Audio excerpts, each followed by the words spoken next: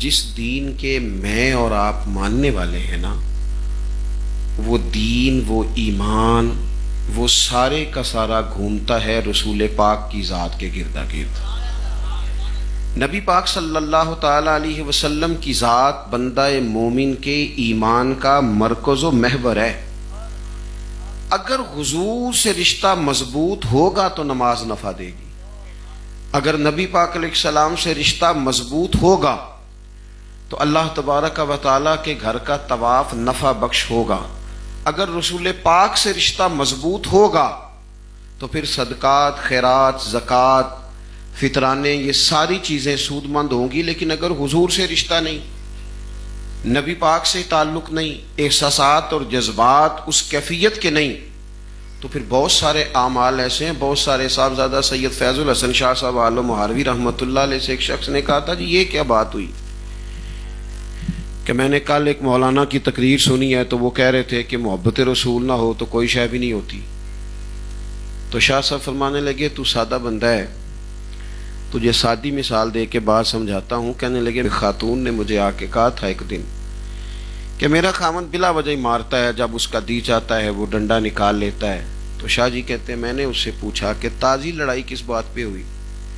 تو کہنے لگی، مجھے جاتی دفعہ کہا گیا تھا کہ میرے واپس آنے تک مسور کی دال پکا دینا، تو میں نے پیاز بھی کاٹے، لہسن بھی چھیلا، مسالہ بھی بنایا، پانی بھی ڈالا، گھی بھی ڈالا، بس نہ غلطی سے نہ میں دال ڈالنا بھول گئی ہوں۔ تو آپ دیکھیں اتنی سی بات پہ اس نے مجھے مارا ہے۔ ہر چیز ہی ڈال دی ہے تو صرف دال ہی تو نہیں ڈالی۔ تو شاہ جی کہتے ہیں میں نے کہا کہ بس یہ بات تجھے بھی سمجھانی ہے، یہ نماز بھی ہو، حج بھی ہو، روزہ بھی ہو، زکوٰۃ بھی ہو، لیکن اگر محبت رسول کی دال نہیں نہ ڈالتا تو کوئی ایک شے بھی اسے فائدہ نہیں دیتی، نفع بخش نہیں ہوتی۔ حضور کی مرکزی حیثیت ہے، مرکزی۔ فلا وربک لا یؤمنون حتی یحکموک فیما شجر بینہم۔ اور اس انداز کی یہ واحد آیت ہے قرآن پاک میں، رب فرماتا ہے محبوب مجھے آپ کے رب کی قسم، یہ لوگ اتنی دیر تک مومن نہیں ہو سکتے جب تک آپ کے ہر فیصلے کو قبول نہیں کر لیتے۔ اور نبی پاک صلی اللہ تعالی علیہ وسلم کا کلمہ پڑھنے کے بعد جو رشتہ حضور کے ساتھ مضبوط ہوتا ہے نا بندہ مومن کا، وہ بڑا سمجھنے والا ہے۔ اس کی حساسیت کو، اس کی نوعیت کو اور اس رشتے میں پائی جانے والی قربت کو بنظر غائب سمجھنے کی ضرورت ہے۔ فرمایا النبی اولیٰ بالمؤمنین من انفسہم، یہ نبی مومنوں سے ان کی جانوں سے بھی زیادہ قریب ہیں۔ یہ تمہاری دھڑکنوں میں ہونی چاہیے، تمہاری کیفیات میں ہونی چاہیے، تمہاری سانسوں کی ڈوری اگر کسی وقت، کسی لمحے، کسی تعطل کا شکار بھی ہو تو حضور کی محبت کی سانس ہر وقت تمہارے سینے میں گردش کرنی چاہیے۔ نبی کریم کا پیار، حضور کی الفت، یہ چاہتیں، یہ محبتیں، یہ وارفتگیاں، یہ شوق، یہ زمزمے، یہ نغمے ہر وقت تمہاری زبان پر موجود ہونے چاہیے۔ بعض لوگ سمجھتے ہیں کہ یہ میلاد شریف، یہ نعت خوانی، یہ باقی سارے معاملات، شاید کچھ لوگوں نے کوئی اضافی کام شروع کیا ہے۔ یہ اضافی کام نہیں، یہ بنیادی کام ہے۔ یہ اضافی کام نہیں، یہ اساس ہے، یہ بنیاد ہے، اسی پر باقی سارے معاملات ترتیب دیے جائیں گے۔ ایک مثال دیتا ہوں ابو داؤد شریف سے۔ نبی پاک صلی اللہ تعالی علیہ وسلم نے ایک یہودی سے گھوڑا خرید لیا۔ سرور کائنات علیہ السلام نے اسے کہا میرے ساتھ، میں تجھے اس کی رقم دیتا ہوں۔